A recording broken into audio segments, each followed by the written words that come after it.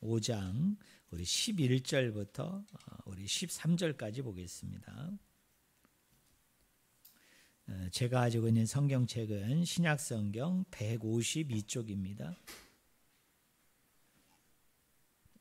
레위기 5장 우리 11절부터 13절까지입니다. 제가 말씀은 있습니다.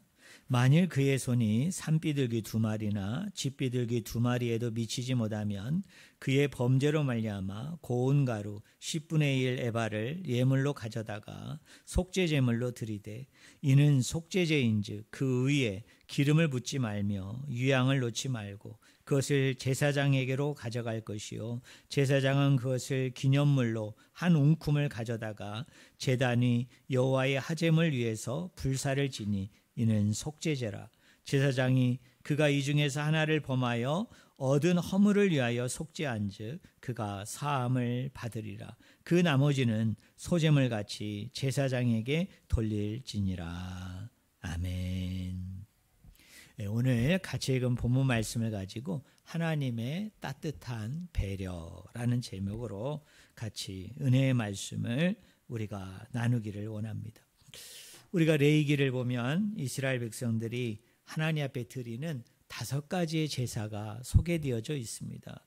물론 우리가 모세오경을 보면요, 5가지 제사가 아니라 이 5가지 제사에다가 전제를 포함을 해서 6가지 제사를 이렇게 하나님께서 율법으로 법으로 정하신 것을 알 수 있습니다. 이 5대 제사가 뭡니까? 번제, 소제, 그 다음에 속죄제, 그 다음에 하목제, 속건제 이렇게 해서 우리가 5대 제사라고 우리가 이야기하는데요. 오늘 본문은 속죄제를 소개하고 있는 레위기 4장과 5장에 어떤 의미에서는 제일 마지막 끝에 이제 속죄제와 관련된 법을 말씀하고 있는 것이 여러분 오늘 본문 말씀입니다. 근데 이 4장과 5장에 나오는 이 속죄제를 우리가 유심히 잘 살펴보면 우리가 몇 가지 중요한 내용을 발견할 수 있습니다. 그 중에 하나가 뭐냐면 사람에 따라서 이렇게 범죄했을 때, 불순종을 했을 때 여러분 성전을 더럽히는데, 성막을 더럽히는데 그것이 차등이 있다는 거예요. 예를 들자면 이런 겁니다. 똑같은 죄를 지었어요. 똑같은 죄를 지었는데 그 죄를 지은 사람이 누구냐에 따라서 성막을 더럽힐 때 이 차등이 있어요. 여러분 등급이 있습니다. 그러니까 어떤 사람이 똑같은 죄를 지었는데 이 사람이 죄를 지으면 성소를 더럽힙니다.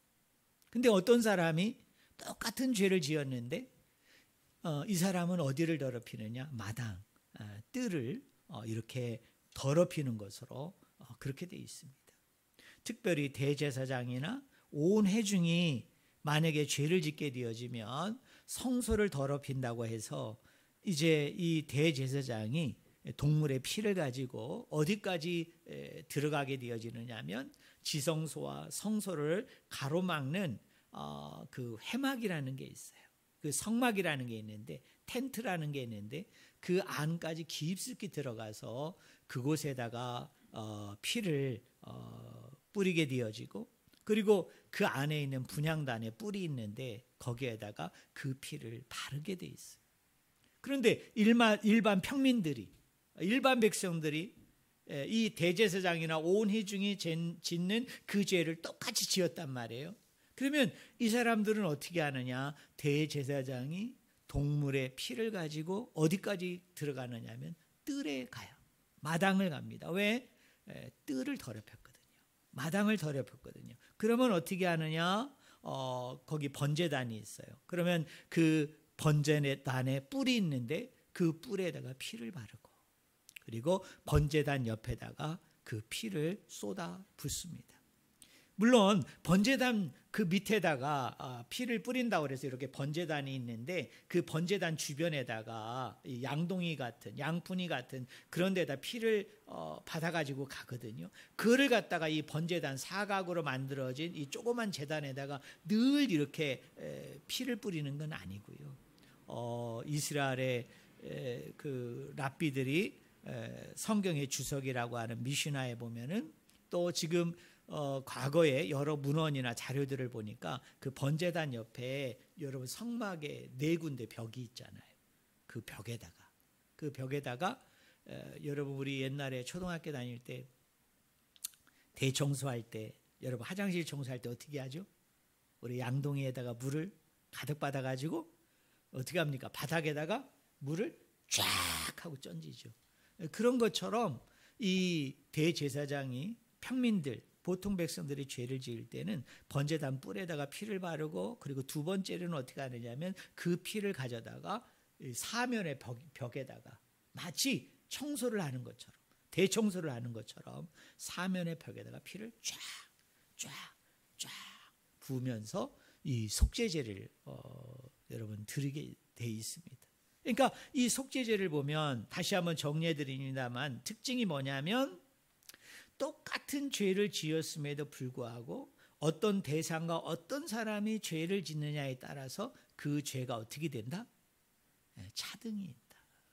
그래서 대제사장과 온 회중이 죄를 지으면 그 죄가 무거운 거예요. 그러니까 어디를 더럽힌다고요? 성소 안을 더럽혀요. 특별히 레위기 16장에 대속죄일 날은요 성소뿐만 아니라 지성소도 더럽혔다고 그래서 어떻게 합니까? 대제사장이 그 지성소에 들어가서 그 지성소에는 회막에다가 어떻게 합니까? 7번 피를 튕겨가지고 뿌려요. 위로 한번 뿌리고 밑으로 7번 뿌립니다. 그리고 거기에 보면 법궤가 있죠. 그 법궤 위에 하나님이 여기에 앉으셨다 그래가지고 시은좌라고 얘기하는데 거기에다가도 어떻게 합니까? 위로 한번 튕기고 밑으로 7번 튕깁니다. 왜요?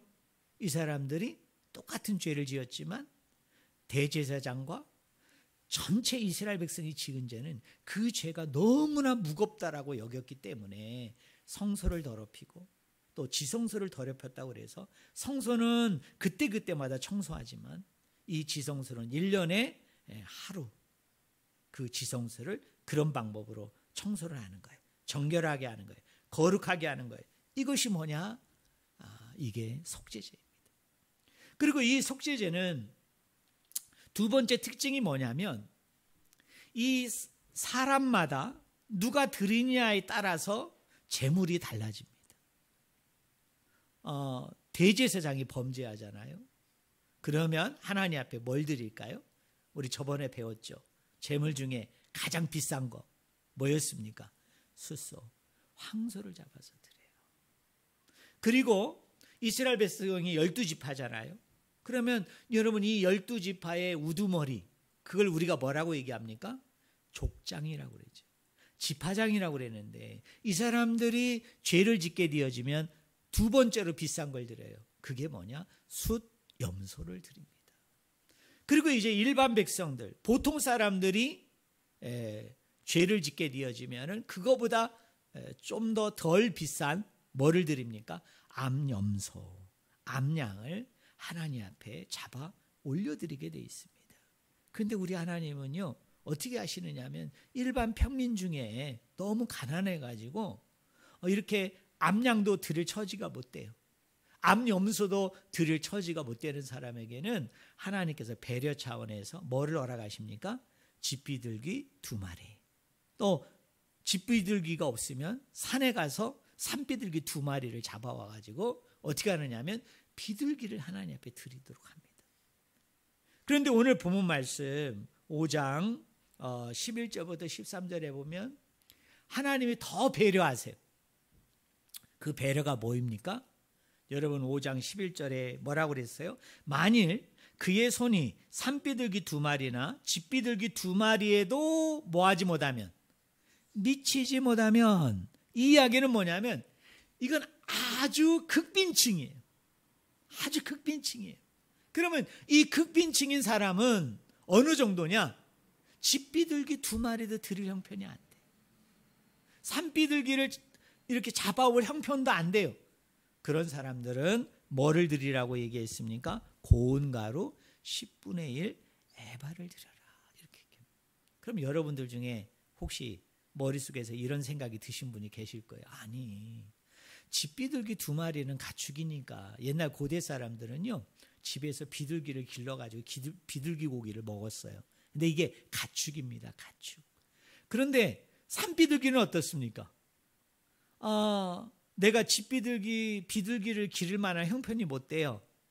그거를 하나님 앞에 올려드릴 형편이 못 돼요. 그럼 우리 성도님 중에 이런 분이 있을 거예요. 아니, 그럼 산에 가서 들에 가서 열심히 뭘 잡으면 돼요? 덫을 놓거나, 그죠? 새총을 쏘거나, 어떤 방법이든지 산비둘기 2마리를 잡아오면 되지. 아니, 그것도 못 드린다는 건 그거는 핑계지. 그게 말이 되는가? 근데 여러분 곰곰이 생각해 보세요. 산비둘기 2마리도 드릴 처지가 못 되는 사람들이 있죠. 어떤 사람들입니까? 몸이 아픈 사람들. 여러분 신체가 어떤 이유에 의해서 불편한 사람들이 있죠. 또는 자식들이 없어요. 자녀들이 없어요. 근데 연세가 너무 많이 들어가지고 여러분 도무지 움직이는 것 자체가 힘든 사람들이 있죠. 여러분 그런 사람들이 산에 가서 어떻게 비둘기를 잡습니까? 옛날에 어르신들이 그 말하죠. 그거 잡다가 너를 잡겠다. 네가 죽겠다. 그런 얘기 하잖아요. 마치 그런 사람들이 있잖아요. 하나님은요, 놀라웠게도 이런 사람까지 배려해서 뭐라고 얘기합니까? 이런 사람은 뭐를 드려라? 고운 가루 10분의 1 에바를 드려라고 얘기했습니다. 여러분 1에바는 22리터입니다. 22리터. 그러니까 1리터를 우리가 뭘로 생각하면 편하냐면, 여러분 우리 그 옛날에 시골에서 콩을 갖다가 이렇게 양을 잴 때, 또 깨를 양을 잴 때, 쌀을 양을 잴 때 제일 크게 이렇게 재는 게 뭐였습니까? 뭐다 넣죠? 예? 전에 말이라고 그러죠. 말.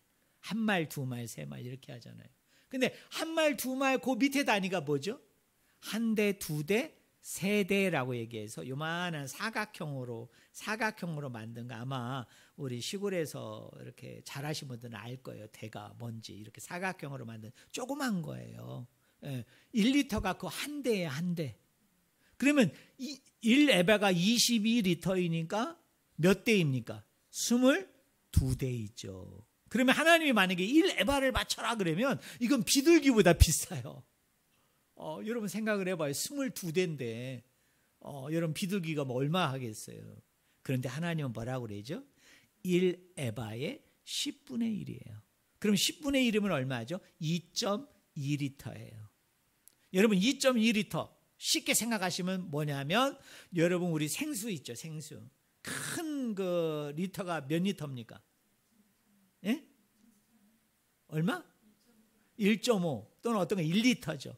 쉽게 얘기하면 그 생수 큰 거 한 2개 정도 아니면 1개 반 정도, 그 정도를 갖다가 하나님 앞에 뭘 드리는 거예요?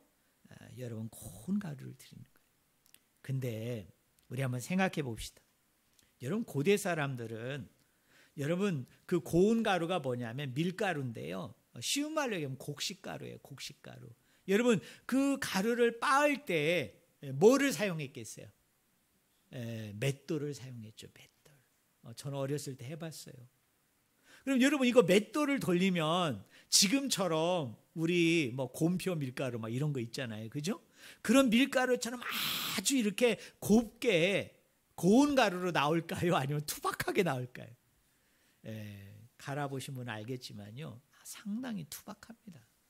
이런 밀가루 절대 못 만들어요. 지금은 기계로 저렇게 빼니까 저렇게 고운 가루죠. 그러니까 이게 곡식의 이런 그 겉에 날 입이며 그 딱딱한 거며, 그래가지고 이게 100% 하얀 것도 아니고 누런 것들이 같이 섞이면서 여러분 나온 정도로 이제 수제비 만들어 먹고, 여러분 칼국수 만들어 먹고, 개떡, 쑥떡 이런 거 만들어서 먹었던 게 이제 우리 어렸을 때인데, 고대 사람들도 여러분 그렇게 먹은 거예요. 근데 이 고운 가루를 드리는 것은 5대 제사 중에 뭐에 해당이 됐느냐 하면 소제와 가까워요. 소제를 드리는 거예요. 소제. 그러니까 속죄제를 드리되 하나님께서 너무나 가난한 사람들을 배려하는 차원에서 뭘 드리게 했느냐 하면 고운 밀가루, 고운 곡식가루를 드리는 소제를 드리게 한 거예요. 근데 여러분 이 소제 자체는 상당히 비싼 제사예요. 여러분은 생각하기에 밀가루, 곡식가루 되게 그게 뭐가 그렇게 비싸겠는가라고 생각을 하는데요. 이 고운 가루 자체가 여러분 투박한 것이라 할지라도 이게 상당히 비싼 제사였습니다. 왜 비싼 제사냐면 고운 가루만 드리는 게 아니에요. 소제를 보니까. 이 소제에다가 뭐를 붓느냐면 감람유를 붓습니다. 올리브 기름을 부어요. 우리 한번 생각해 봅시다. 만약에 이게 밀가루라면 위에다가 여러분 감람유, 올리브 기름을 부으면 어떻게 될까요? 스며들지 않고 흘러내리죠. 그래서 고운 가루라고 번역을 하면 안 돼요. 이게 투박하잖아요. 그리고 약간 어설프잖아요. 그러니까 기름을 부으면 어떻게 될까요? 그 틈새들이 생기죠. 그러면 어떻게 됩니까? 기름이 흘러내리지 않고 기름이 그 안에 스며드는 거예요. 그래서 뭐라고 번역을 해야 되냐면 곡식가루라고 번역하는 게 맞아요. 투박한 거예요. 지금 고운 밀가루 생각하시면 안 돼요. 그런데요, 이렇게 기름을 부어요. 자, 밀가루를 대로 한 22대, 많죠. 그 많은 양 위에다가 감람유를 부어요. 거기다가 하나님 앞에 제사 드릴 때 기름을 붓습니다. 그리고 난 후에 그 위에다가 뭐를 여러분 올려놓느냐면 한 웅큼의 유향을 올려놓습니다. 이 유향은 이스라엘에서 나오지 않아요. 쉽게 얘기하면 이 유향은 오늘날로 얘기하면 향수, 이 향기를 내는 그런 것인데 이 유향은 뭐냐면 전적으로 100% 수입해 오는 거예요. 남의 나라에서. 그럼 여러분 유향이 비쌀까요? 쌀까요? 엄청나게 비쌉니다.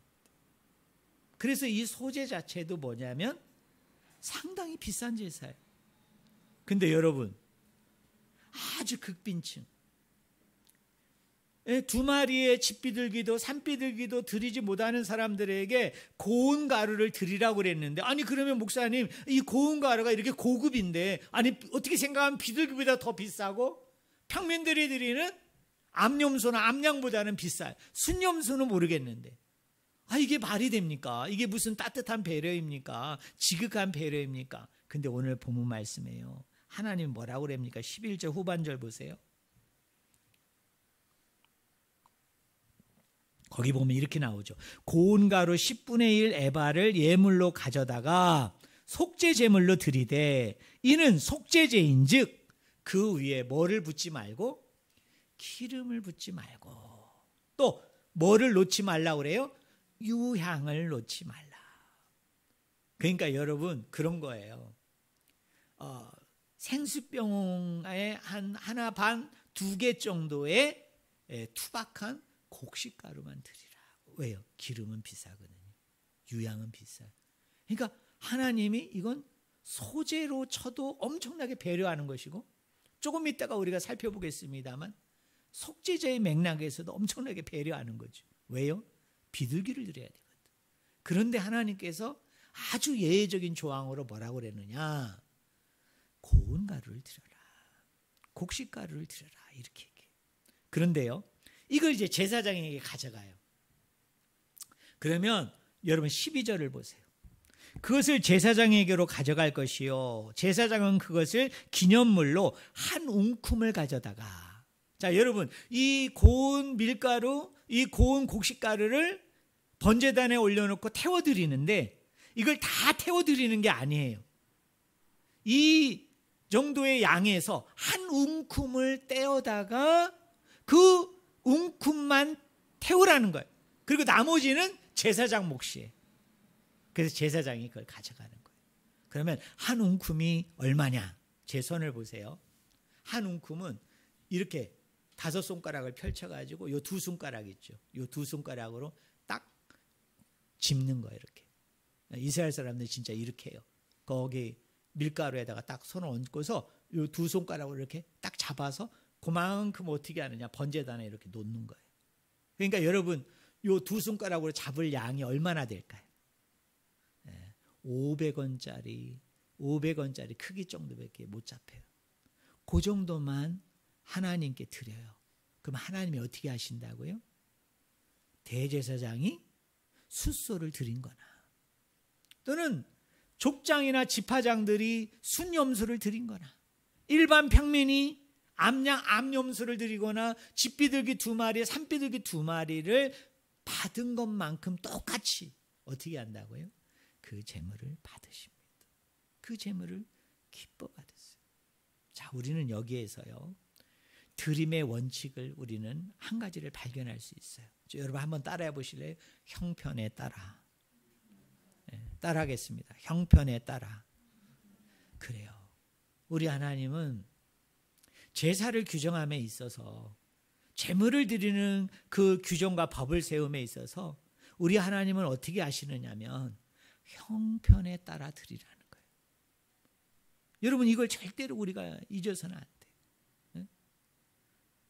내가 형편이 이 정도인데 나는 하나님 앞에 많이 드리고 싶어요. 근데 늘 하나님 앞에 미안해, 죄송해, 그런 마음도 그렇게 좋은 마음은 아니에요. 왜요? 우리 하나님은 많은 걸 받아야 엄청나게 귀하고 비싸고 엄청나게 큰 거를 받아야 좋아하시고, 아까 제가 말씀드렸죠. 아니, 그 생수병 하나 정도, 하나 반 정도의 밀가루인데, 고운 가루인데, 거긴 기름도 없고 유향도 없어요. 그런데 하나님은 그것마저도 뭐라고 그럽니까? 그걸 다 드리게 하는 게 아니라 500원짜리 하나 정도로 이렇게 웅큼으로 잡아가지고, 정말 극소수의 작은 양이에요. 정말 형편없는 양이에요. 그런데 하나님은 숫소를 드린 사람만큼이나 그만큼이나 기뻐하시면서 이 예물을 받으시는 분이 누구냐? 그분이 하나님 아버지의 마음입니다. 그래서 우리가 예물을 드림에 있어, 오늘날로 얘기하면 헌금을 드림에 있어 여러분들이 늘 염두에 두고 생각해야 되는 것은 내 형편껏 드리면 돼요. 많은 사람은 많이 드리고 적은 사람은 적게 드리는 거죠. 그렇다고 해서 우리 하나님이 너 많이 드렸으니까 내가 너를 더 인정하고 칭찬해 줄게. 아이고, 너는 어떻게, 야, 네 이 500원짜리 이 밀가루로, 야, 이거 수제비도 못 만들어, 칼국수도 못 만들어, 야, 이걸로 이거 조그만 이거 부침개라도 만들 수 있겠냐, 그렇게 나무라시는 분이 아니에요. 그래도 하나님은 마치 숫소를 받아들이듯이 하나님은 그 예물을 기뻐 받으신다는 것을 여러분들이 잘 아셨으면 좋겠어요. 자, 이제 큰 두 번째 주제로 넘어갑니다. 이 속죄제가요, 나머지 4개의 제사하고 다른 점이 있어요. 쉽게 예를 들자면 번제, 소제, 하목제, 속건제와 이 속죄제가 구별되는 가장 큰 특징이 뭐냐면 피를 처리하는 방식이 달라요. 피를 처리하는 방식이 달라요. 여러분, 번제는 어떻게 할까요? 그냥 그 제물 전체를 하나님 앞에 다 태워드려요. 다 태워드려요. 우리 소제는 어떻죠? 피가 없어요. 왜요? 곡식가루로, 고운 가루로 아버지 앞에 드리는 거죠. 우리 하목제도 어떻게 하느냐? 그 피 전체를 제단 위에서 어떻게 하느냐? 하나님 앞에 태워드려요. 물론 하목제는 번제처럼 아버지 앞에 드리는 전체를 태우는 게 아니고요. 자, 피도 당연히 태우지만 그 중에 극히 작은 그 일부, 뭐냐면 하나님이 기름 덩어리, 우리 성경은 기름이라고 그랬는데 기름 덩어리라고 여러분 보시면 돼요. 그거를 하나님이 받으세요. 그리고 나머지 고기는 다 어떻게 합니까? 제사장은 이 정강이하고 그 다음에 이 중요한 몇 가지 부위만 받고, 대다수의 나머지 모든 고기는 일반 백성들이 다시 받아가지고 어떻게 합니까? 하루 이틀 내에 사람들을 다 불러 모아가지고 어떻게 해야 돼요? 그걸 의무적으로 다 먹어요. 그러니까 피를 처리하는 방식은 어떻습니까? 번제나 화목제나 비슷하죠. 근데 속죄제는 우리가 조금 아까 배웠잖아요. 여러분, 피를 어떻게 처리해요? 태워드리는 게 아니고 대제사장과 모든 백성이 죄를 지으면 대속죄의 날은 어디에 들어가서? 성소에 들어가서 피를 튕긴다고 그랬잖아요. 튕긴다. 그 다음에 일반 날일 때는 어떻게 한다? 성소의 커튼에다가 희막에다가 피를 튕기는 거야. 그리고 거기에는 분향난 뿔에다 발라요. 그리고 평민들, 일반 백성들이 죄를 지은 것을 속죄하기 위해서 짐승의 피를 드리면 어떻게 할까요? 번제단의 뿔에다가 바르고 양동이체, 내가 어떻게 한다고 그랬어요? 번제단의 사면의 벽에다가 어떻게 하죠? 그거를 청소하듯이 막 이렇게 쫙쫙 뿌려요. 그래서 여러분, 성수가, 성막이, 성전이 우리 생각에는 되게 깨끗할 것 같죠. 되게 막 거룩하고 막 찬란하고 화려할 것 같잖아요. 이런 거를 보면 저는 그렇게 생각되어지지 않아요. 그 피 냄새 얼마나 진동하겠어요. 여러분, 거기서 막 동물 여러분 그 잡은 거 보셨어요? 그 비린내, 그런 냄새 얼마나 여러분 많이 나고, 이게 양동이채 막 벽에다가 피를 뿌리면요, 이게 온 군대가 다 뭐가 될까요? 막 피범벅이 돼. 근데 놀라운 건 뭐예요? 우리 하나님은 그곳에 임재하세요. 여러분, 우리는 그렇게 생각합니다. 우리 하나님은 어디에 임재하시느냐? 화려하고 크고 웅장하고 뭔가 아름답고 뭔가 엄청나게 좋은 곳에 오실 것 같잖아요. 그렇지 않아요. 우리 하나님은 놀라웠게도요, 피가 범벅이 돼. 막 그 동물들을 잡아서 그 막 비린내 엄청나죠. 그런 비린내들이 막 나. 그리고 또 향불은 피워가지고 어떻게 됐느냐면, 물론 향은 있지만 막 연기로 막 여러분 자욱해가지고 보이지도 않는 그런 곳에 어떻게 합니까? 우리 하나님이 임재해서 우리를 만나주세요. 예수 그리스도의 오심도 마찬가지죠. 여러분, 우리 예수 그리스도가 여러분 하늘나라, 우리가 쉽게 얘기하면 그 하늘에 있는 그 하나님의 나라가 멋있을까요? 이 땅이 멋있을까요? 여러분, 나중에 우리 다 천국 가는데, 하나님 나라 가는데 여러분 이 땅하고 비교가 되겠어요? 얼마나 좋고 멋있고 화려하고 얼마나 아름답겠어요. 근데 그 모든 것을 다 뒤로 하고 우리같이 부족한 사람들, 연약한 사람들, 문제가 많은 사람들을 찾아오세요. 그분이 누구냐? 하나님 아버지이세요. 그래서 세상 종교하고 우리하고 달라요. 세상 종교는 사람이 찾아가죠. 불상을 찾아가고 어디 저 효험 있고 영험하다는데 우리 찾아가잖아요. 근데 성경은 그렇게 얘기 안 해요. 하나님이 우리를 찾아와서 하나님이 우리를 만나주세요. 근데 그 장소 자체가 화려하지 않아요. 대단하지 않아요. 뭐 그렇게 값이 나가는 데가 여러분 아닙니다. 어쨌든 이 피의 처리 방식이 이 앞에 나오는 제사들하고 틀리죠. 자, 다시 한번 정리해드리면, 대제사장과 모든 백성들이 죄를 지으면 지성소를 청소해요. 성소를 청소해 피를 뿌리면서. 그리고 일반 백성들, 평민들이 죄를 지으면 마당과 뜰에 있는 번제단에 가서 뿔에다가 바르고, 그 다음에 사면의 벽에다가 뿌리고, 이제 남은 피는 어떻게 하느냐? 번제단 밑에다가 어떻게 합니까?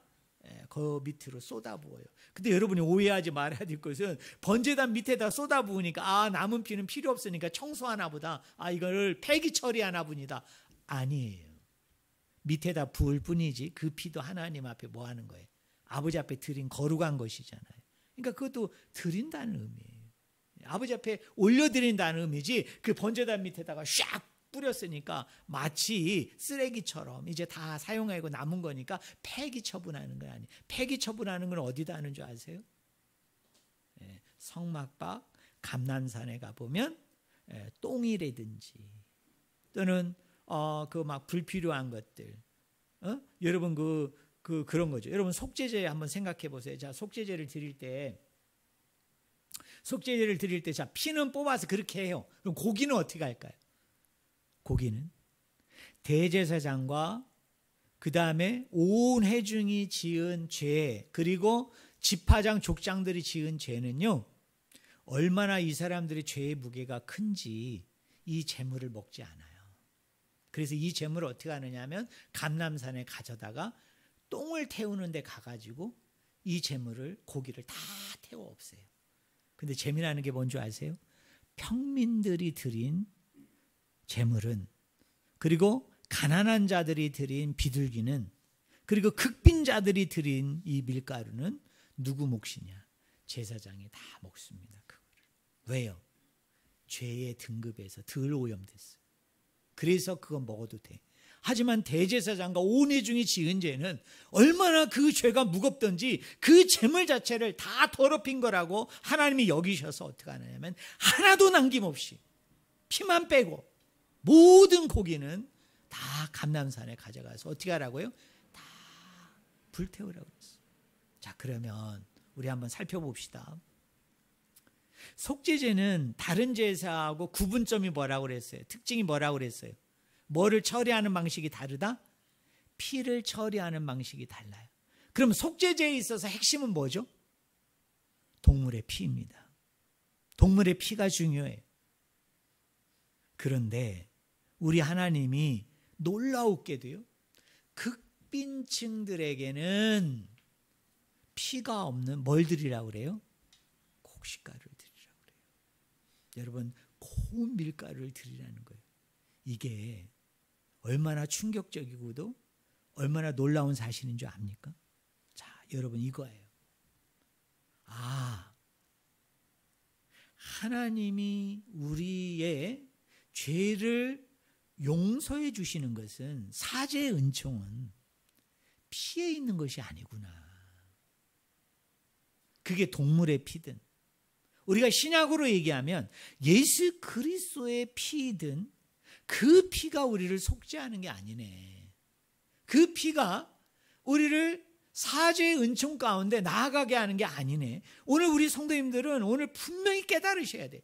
만약에요, 동물의 피만이 우리의 죄를 용서한다고 그러면, 만약에 예수 그리스도의 피가 우리의 죄를 사하거나 사죄하거나 깨끗게 한다고 그러면, 속죄제에서 이 고운 가루, 밀가루, 이 곡식가루를 드리는 것은 없어야 되는 거예요. 이게 있다는 이유가 뭘까요? 이게 중요한 거예요. 동물의 피가 아니구나, 사죄의 은총이. 예수 그리스도의 피가 사죄의 은총이 아니고. 요 가까운 어떤 교회는요, 예배만 가면은 그분은, 제가 한두 번 설교 들어봤어요. 옛날에 설교를 갖다가 시작해서 막 끝날 때까지 이분은 뭐만 얘기하느냐면 예수님의 십자가만 얘기해. 그러니까 구약에 있는 어떤 것도 다 십자가로 가져가고 신약의 어떤 것도 다 십자가로 가져가는데, 그 십자가 중에도 뭐만 강조할까요? 피.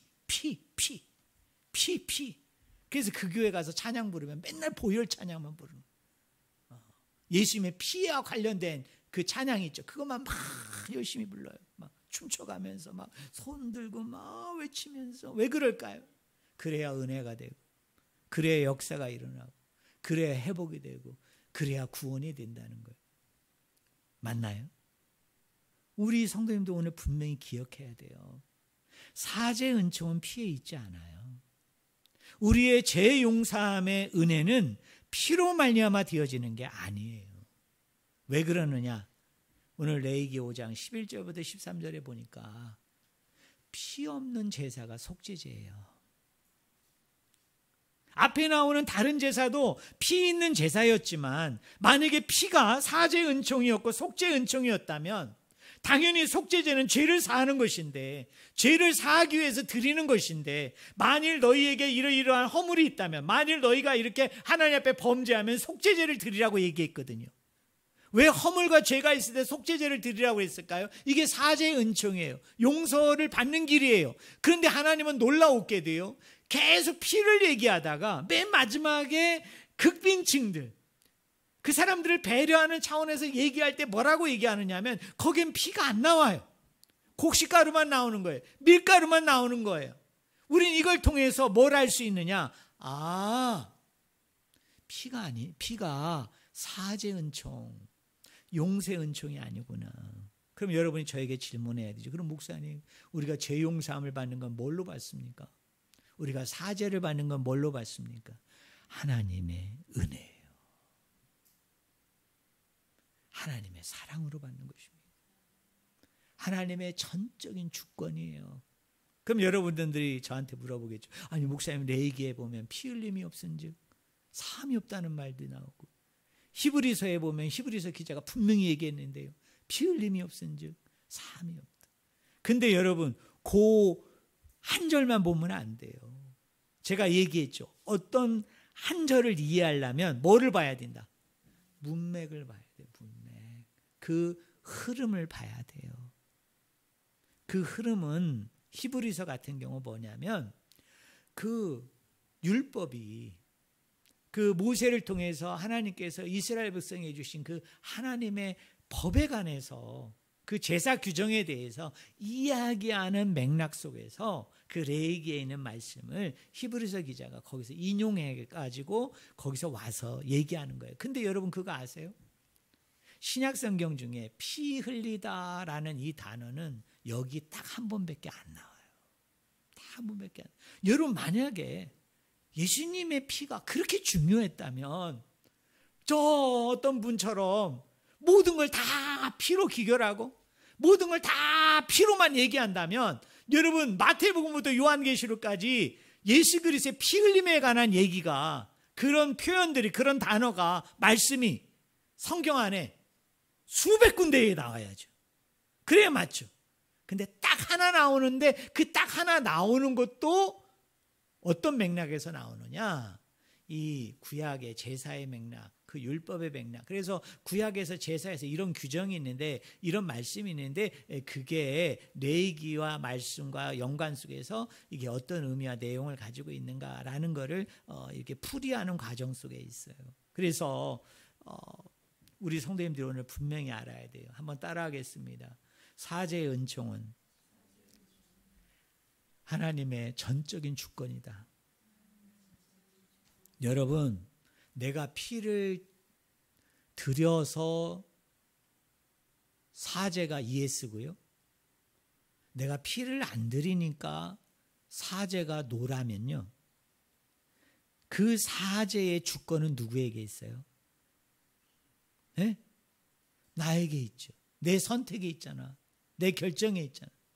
여러분, 이건 되게 위험한 신앙이에요. 위험한 신앙이에요.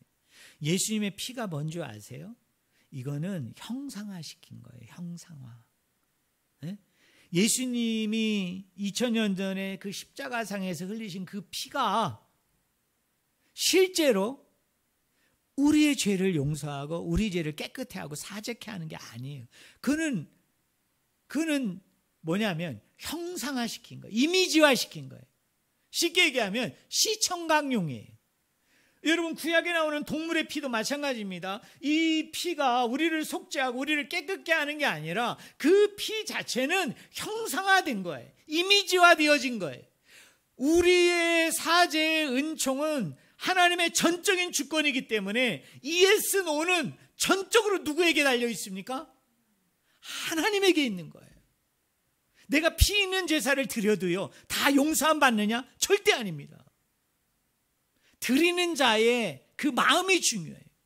드리는 자의 태도가 중요하고 드리는 자의 내용이 중요하지, 피를 있는 제사를 드렸느냐, 피 없는 제사를 드렸느냐, 내가 그리스도의 피를 갖다가 얘기하느냐 얘기하지 않느냐에 따라서 예스노가 갈라지는 게 아니고, 이것은 다 하나님의 전적인 주권으로. 죄 용서는 뭐예요? 하나님이 용서하실 때는 예스예요. 어떤 거를 우리가 드린다 할지라도, 어떤 거를 아버지 앞에 우리가 고백한다 할지라도. 여러분, 내가 하나님 앞에 회개하잖아요. 많은 분들은 이 회개 자체도 뭐로 생각하느냐 하면 자판기로 생각을 해요. 그래서 내가 아버지 앞에 가서 내 죄를 아뢰면, 여러분 버튼 누르면 뭐가 내려옵니까? 밑에 컵이 내려오고 커피가 쏟아지죠. 물이 쏟아지죠. 그런 식으로 이해하는 거예요. 아니요. 우리가 구약을 보면 회개했음에도 불구하고 용서가 안 되는 거 나오거든요. 그리고 다윗 같은 경우 나단 선지자를 통해서 용서받았다고 했지만 그러나 다윗의 인생을 보면 어떻죠? 죄값을 다 치르게 합니다. 죄값을 다 그가 수행하게 돼요. 자기 아내들이 신하들이 보는 앞에서 욕을 당합니다. 욕보임을 당해요. 그 다윗의 아들들이 여러분 죽임을 당해요. 그게 다 뭐냐면 죄값이에요. 그가 누굽니까? 밧세바를 범했거든요. 그리고 우리아를 죽였어요. 오늘날로 얘기하면 이거는 사형에 해당되는 죄예요. 왜요? 간음죄에다가 살인죄까지 저질렀어요. 가중처벌 받아야 되죠. 오늘 법정에 있으면 100% 사형이에요. 근데 나단 이 다윗이 회개했을 때, 자복했을 때 나단 선지자를 통해서 용서한다고 얘기했지만 그러나 뭐는 톡톡히 치르게 만듭니까? 죄에 대한 책임, 죄에 대한 그 내용들은 감당하게 하는 거예요. 그래서 회개는 자판기가 아니에요. 내가 회개한다고 그냥 무조건 용서되는 게 아니에요. 자, 내가 회개해도 용서될 수도 있고 용서 안 될 수도 있어요. 왜요? 용서하는 거와 용서하지 않는 건 누구의 주권에 있기 때문에? 하나님의 주권에 있어요. 하나님의 결정에 있는 거예요. 여러분 믿으십니까? 마가복음 2장 5절에 보면 예수님이 이런 말씀을 했어요.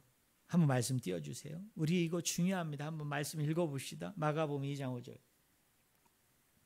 같이 읽겠습니다. 같이 읽습니다. 예수님께서 그들의 믿음을 보시고 중풍병자에게 이르시되 작은 자야 내 죄사함을 받았다. 뭘 보셨다고 그래요? 믿음을 보시고. 그 사람이 동물의 피를 드렸나요? 여러분 이 사람이 회개했나요? 아니 이 사람이 그리스도의 피를 얘기했나요?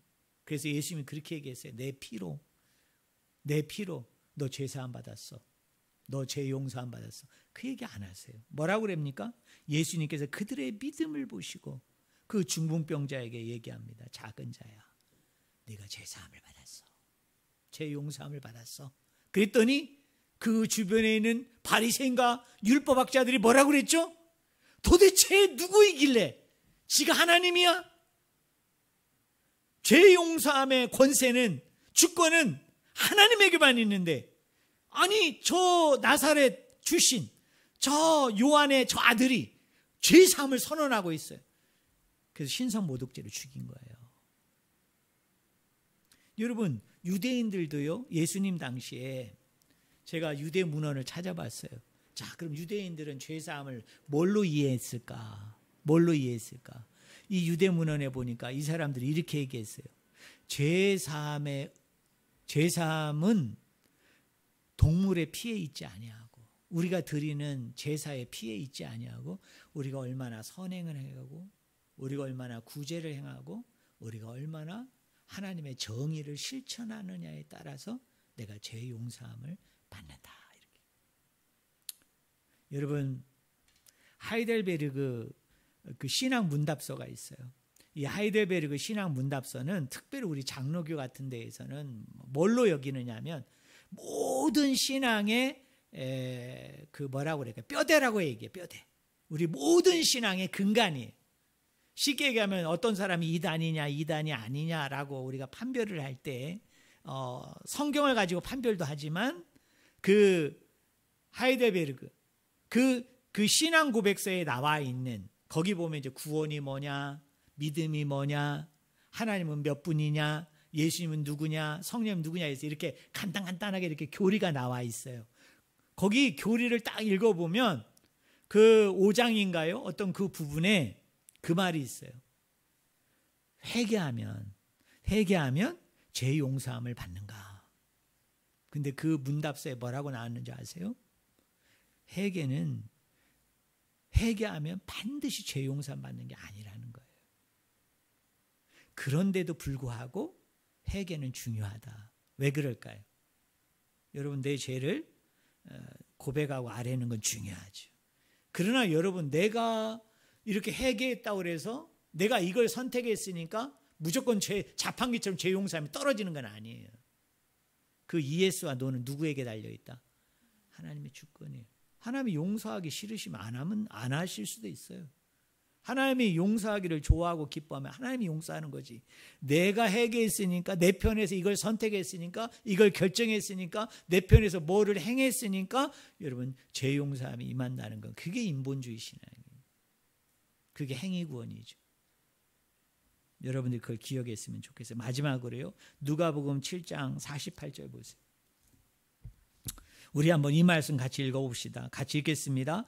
이에 여자에게 이르시되 내 죄사함을 받았느니라. 이 여자는 어떤 여자냐면 예수님께 향유를 가져와서 그 향유를 깨뜨려서 머리에 이렇게 부은 여인이에요. 그랬더니 예수님 뭐라고 그래요?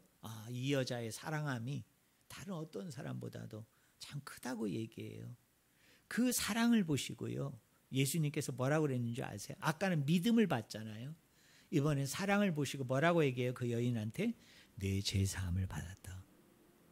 그러면 여러분 우리가 구약대로 얘기한다면 이 여인도 앞에 나오는 사람도 당연히 지금 뭘 드려야 돼? 속죄제 피를 드려야지. 그리고 나서 하나님이 그걸 받으시고 죄 용서해 주 죄사함 있어 이렇게 얘기해야 되잖아요. 또 그리스도의 피라고 얘기하면 여러분 이 말을 하기 전에는 우리 예수님 아직 십자가에 안 죽으셨어요. 피도 안 흘리셨다고. 그리고 예수님이 그러면 미래에 있는 걸 오늘 현재로 가져와서 얘기해야 되죠. 뭐라고 얘기해야 돼요? 내 피로 내가 십자가에서 흘리신 그 피로 네가 죄사함 받았어? 이렇게 얘기해야 되잖아요. 근데 예수님 뭐라고 그래요? 믿음을 보시고 사랑 때문에 내 죄사함을 받았다. 왜요? 죄사함의 권세는 하나님의 전적인 주권이기 때문에 이렇게 불쌍한 사람들에게 지금 예수님이 뭘 선포하는 거예요? 죄 용서를 선포하고 사죄를 선포하는 것입니다. 사랑하는 성도 여러분, 내가 아버지 앞에 뭔가를 드린다고 할 때 제1원리, 제1원칙은 형편에 따라 하는 거예요. 형편에 따라. 그 다음에 두 번째로는 뭐죠? 우리 하나님은요, 죄의 경중이 있어서 드리는 제물을 다 달리하셨지만 그러나 우리 하나님은 놀라웠게도요, 이 속죄제는 당연히 피 있는 제사를 드려야 되지만 그러나 하나님은 저 극빈층에게는 그 피마저도 드릴 수 없으니까 뭐라도 잡아야 되잖아요. 피를 내려. 그럼에도 불구하고 하나님이 그거를 스스로 허무세요. 깨뜨리셔서 뭐라고 그래요? 고운 가루, 곡식가루를 드려라. 이게 예수 그리스도의 십자가의 사죄의 은총이에요. 여러분, 내가 하나님 앞에 죄 용서함을 받는다고 할 때 여러분, 내가 아버지 앞에 뭔가를 많이 드려야만, 내가 하나님 앞에 뭔가를 대단한 것들을 많이 해야만, 쉽게 얘기하면 어느 저쪽에 있는 사람처럼 막 피만 연락에 막 부르짖고 막 피 찬양만 연락에 부르고 막 피만 강조가 하면 우리 하나님이 그래 내 용서해 줄게. No! 우리 하나님 뭐라고 그래요? 그 전권은 나에게 있다는 거예요. 나에게. 그래서 뭐예요? 은혜로, 사랑으로 여러분들이 아버지 앞에 나와서 뭐하면? 회개하면. 때로는요, 회개가 좀 모자라요. 그럴 수 있죠. 여러분, 내 회개가 부족할 수 있잖아요. 그래도 우리 하나님 어떻게 하신다고요? 내가 사죄 은총권이 내게 있기 때문에 내가 너 죄사함 받았어. 너 죄를 깨끗하게 되었어. 이렇게 받아주시고. 여러분, 함께 하시는 분이 누구냐? 그분이 하나님 아버지인 줄로 믿습니다. 우리 마지막으로 여러분 따라하겠습니다. 사죄는 하나님의 은총이다. 여러분 믿으십니까? 모든 것은 은혜의 은총이 나에게 있지 않아요. 내가 뭘 해서, 내가 뭘 선택해서, 내가 뭘 결정해서, 내가 뭘 드려서 이루어지는 게 아니에요. 그건 세상 종교예요. 우리 기독교는, 우리 하나님은 그런 하나님이 아니에요. 은혜로 되는 거예요. 여러분, 사랑으로 이루어지는 거예요. 뭐마저도? 죄 용서함마저도, 사죄마저. 그래서 우리에게 은혜의 선물을 주기 위해서 예수님이 십자가에 죽으신 것이고 피를 흘리신 거예요. 그 모든 것은 은총을 이루기 위함이에요. 사랑을 이루기 위함이고 이제는 다 이루셨기 때문에 더 이상 피를 흘릴 이유도 없고, 저와 여러분에게 이렇게 피를 묻혀서 여러분 내가 용서함 받는 것도 아니고, 피로 여러분 내가 기름 부음 받아서 용서받는 게 아니라 하나님의 전적인 은혜, 전적인 사랑으로 우리가 회복됐다는 사실을 꼭 믿으시는 저와 여러분이 되기를 주의 이름으로 간절히 축원을 드립니다. 기도하겠습니다. 하나님 아버지, 우리는 부족합니다. 우리는 연약합니다. 우리 하나님께서는 아버지 앞에 제물을 드린다 할 때, 또 헌금을 드린다 할 때, 무언가를 드린다 할 때 형편껏, 형편에 따라서 내가 참 너무너무 드리기에 내 스스로로도 좀 부끄러울 정도의 작은 것을 드려도 우리 하나님은 마치 큰 것을 드린 사람처럼 기뻐하시고 인정하시고 복을 허락해 주시는 분이 사랑의 하나님인 줄 믿습니다. 아버지 하나님, 이 사죄의 은총이, 이 죄 용서함의 은총이 하나님의 주권임을 믿습니다. 하나님의 전권임을 믿습니다. 내가 뭘 부르짖고 외치고 뭔가를 아버지 앞에 했기 때문에, 드렸기 때문에 사죄의 은총이 더하고 덜하는 것이 아니라 이것마저도 드릴 수 없는, 정말 어떻게 생각하면 그 어떤 것 하나도 드리지 못하는 그런 불쌍한 영혼에게도 그 사랑 때문에, 그 믿음 때문에, 그 마음 때문에, 그 생각 때문에 아낌없이 사죄와 용서의 은총을 베풀어 주시는 분이 예수님이요 하나님인 줄 믿습니다.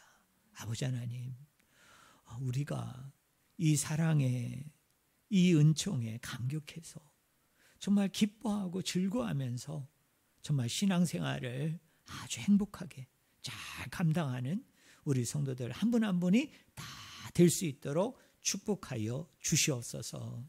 이제는 우리 주 예수 그리스도의 은혜와 하나님 아버지의 말로 다 할 수 없는 사랑과 성령 하나님의 감화, 교통, 위로 충만케 되는 역사가 주의 핏값으로 사신 몸된 교회 위에, 우리 사랑하는 성도님들 머리머리 위에, 그 섬기는 직장 위에, 일터 위에, 우리 자녀들 머리머리 위에, 선교지 위에 영원토록 함께 있을지어다. 아멘.